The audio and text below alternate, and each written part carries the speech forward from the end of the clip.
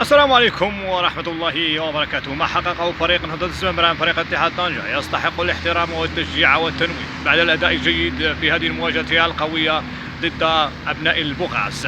فريق نهضة الزمامرة بقيادة المدرب المحنك السيد أمين بن هاشم استطاعوا الخروج من هذه المباراة بنقطة التعادل والعودة إلى الديار بنتيجة شبه الفوز بعد هذا الحضور الموفق أمام هذا الفريق الجريح.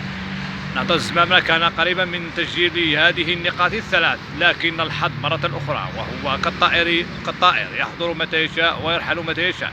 اصطدمت الكرة بأحد المدافعين نهضة الزمامرة واستقرت في الشباك.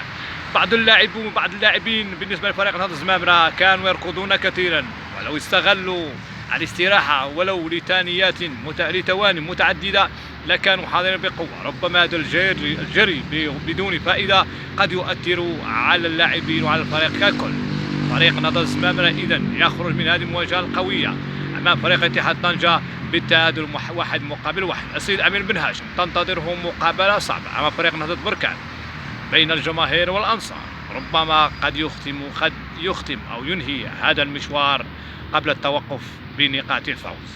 فحظ موفق للسيد أمين بن هاشم ولكل لاعبين نهضة الزمامرة ولكل لاعبي الدوري المغربي والفرق الوطنية وللمنتخب الوطني المغربي. سعد حليم أحييكم، أستودعكم الله وإلى اللقاء.